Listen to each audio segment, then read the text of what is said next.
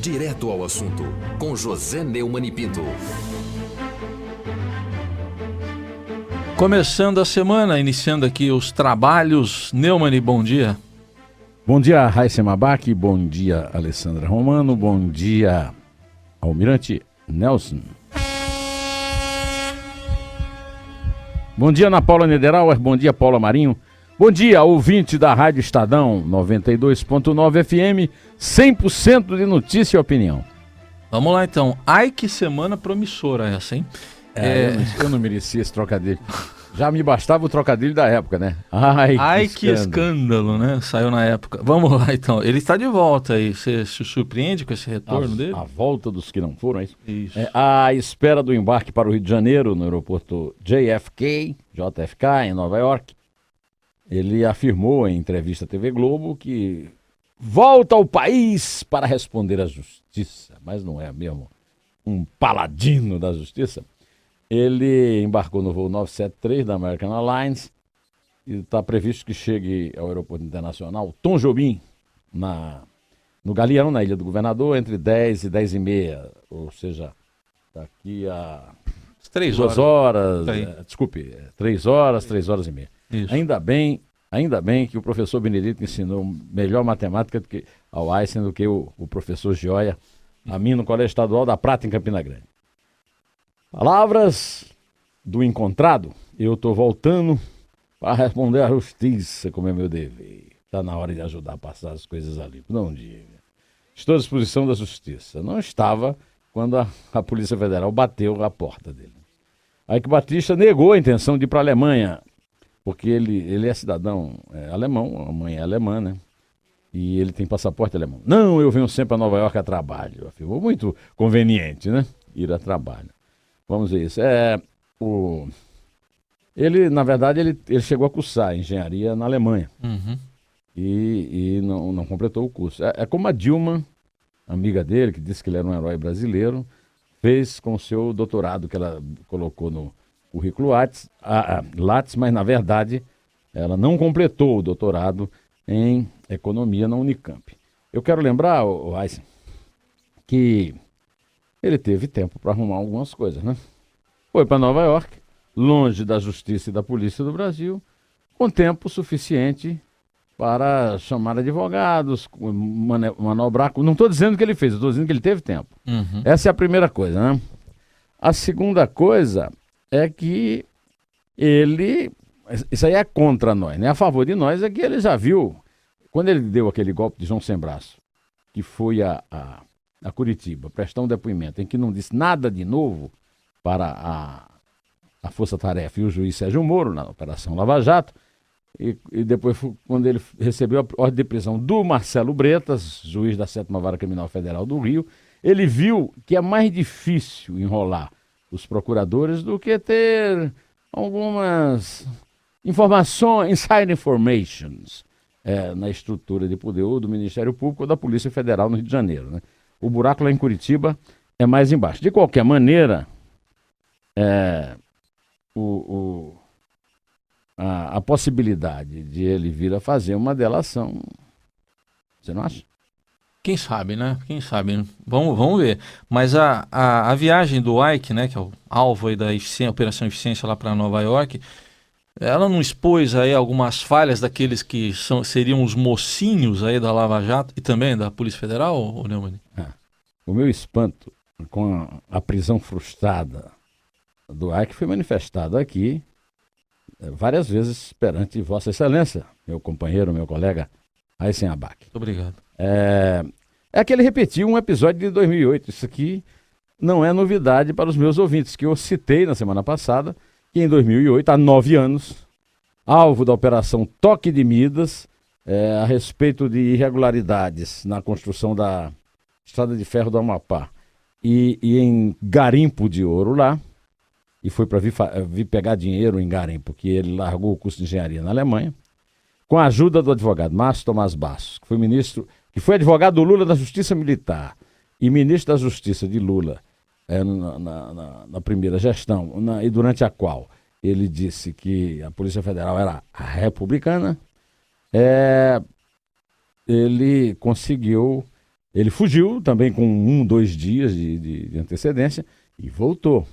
Voltou porque o advogado garantiu a impunidade dele, o enterro da Operação Toque de Midas, assim como o enterro da Operação Castelo de Areia, que era uma espécie de pré-Lava Jato a respeito da Camargo Correia.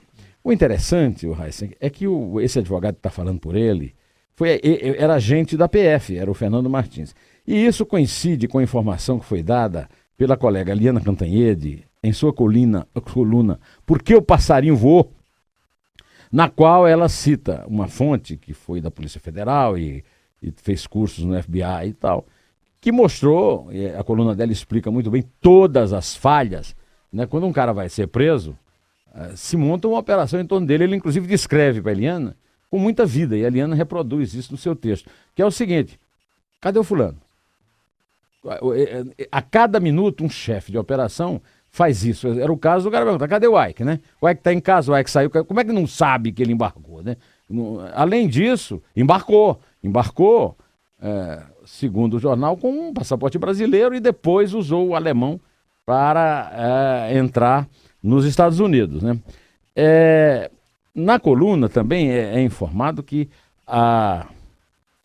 vários membros da segurança pessoal do Ike foram selecionados na Polícia Federal, ex ou ainda agentes. Eu me referi ao advogado porque o Ike, se espera do Ike um advogado como o Mastro mais baixo, o maior advogado criminalista enquanto esteve vivo no Brasil, né? Sim. Ou os maiores de hoje, vou citar de novo aqui: Antônio Cláudio Marias de Oliveira, Roberto Podval, né? Cacai, Juquinha, né? Nabor Bulhões. Não, foi o doutor Fernando Martins, ex-agente da Polícia Federal, mas um advogado absolutamente, posso usar a palavra ignoto? Pode.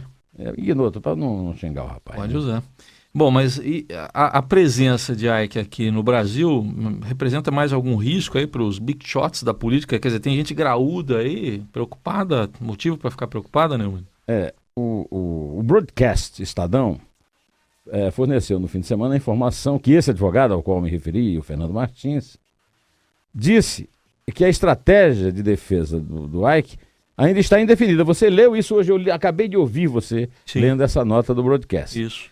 Segundo o advogado, eu vou citar ipsis literis, ele estava numa viagem a negócios, só combinamos a sua volta e amanhã vamos conversar sobre a estratégia. Após a chegada é que vamos definir os procedimentos, disse ao ser questionado sobre um pedido de habeas corpus ou de uma possível colaboração premiada. E a Alessandra leu aqui uma notícia da Folha de que Renato Duque, que é um dos delatores, à espera da homologação das delações premiadas, das 900 e tantas delações premiadas, dos 77 executivos e ex-executivos da Odebrecht, na sua proposta de delação premiada, entregou Augusto Nardes, que foi presidente do Tribunal de Contas da União. E Augusto Nardes disse que isso aí era uma vingança porque ele o tinha condenado.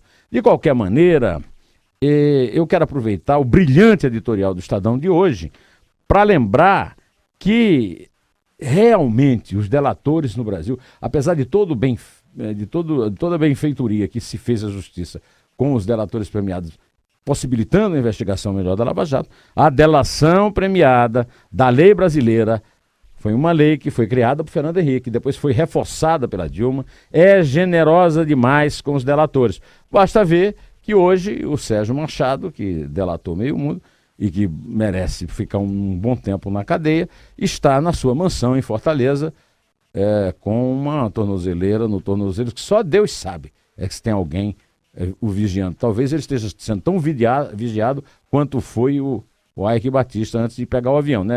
Certamente. É o ex-presidente da Transpetro. É que é tanto nome, né? Sérgio Machado, filho do meu amigo Expedito Machado, que conseguiu o grande feito de incriminar o pai 2 vezes, né?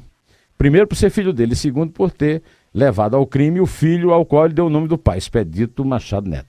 Bom, vamos falar aqui, para fechar esse primeiro bloco, sobre dá para chamar de tri-preso, será, o Sérgio Cabral? Tri-preso, merece pedir música, pode pedir música no Fantástico. No Fantástico. Passou aniversário na cadeia, mas agora vem mais revelações sobre o volume das riquezas dele, né, Neumann? Já chegou a 100 milhões, de dólares, 52 milhões de reais, segundo a sua conta aí. Isso aí, o Einstein já provou que é bom de matemática. O professor Benedito deu boas aulas para ele lá em Mogi das Cruzes. Mas esse aí é só a ponta do iceberg, pelo visto, né? De qualquer maneira, o que eu acho importante chamar a atenção é que no mesmo fim de semana em que todo o Brasil se espantou com o volume do roubo do Sérgio Cabral e da mulher, Adriana Anselmo, o presidente em exercício do Superior Tribunal de Justiça, o ministro Humberto Martins, negou o pedido de habeas corpus ao ex-governador do Rio de Janeiro, Sérgio Cabral. Ele foi preso, você se lembra, no dia 17 de novembro passado, pela Operação Calicut. A Operação Eficiência é a segunda fase da Lava Jato no Rio, a Calicut é a primeira. Cabral é acusado de receber mesadas de até 850 mil das empreiteiras Andrade Gutierrez e Carioca Engenharia, conforme você mesmo leu agora há pouco. Para terminar esse comentário, eu vou só lembrar que no recurso em que ele pediu a liberdade, a defesa alegou que a decisão do Tribunal Regional Federal da 2ª Região, que manteve a prisão, não estaria devidamente fundamentada. Isso te lembra alguma coisa? É de outro partido. De outro, É o seu Lula da Mas os Silva. argumentos são parecidos. E ainda sustentou que não haverá elementos para a manutenção da prisão do ex-governador. O ministro Humberto Martins não pensa assim. Ele acha que não há vícios na decisão e escreveu: o decreto de prisão encontra-se devidamente fundamentado, de modo que o caso em análise não está entre as hipóteses excepcionais passíveis de deferimento do pedido em caráter de urgência. Ele se disse não estar diante de situação configurada de abuso de poder ou de manifesta ilegalidade que possa ser sanada por uma análise sem profundidade. Isso faz de Sérgio Cabral um potencial delator premiado de efeitos mais do que explosivos e dá uma lição para os defensores de Lula, já contando com um voto contra lá no Superior Tribunal de Justiça, quando aqueles pedidos dele de invalidade das prisões de Sérgio Moro chegar lá.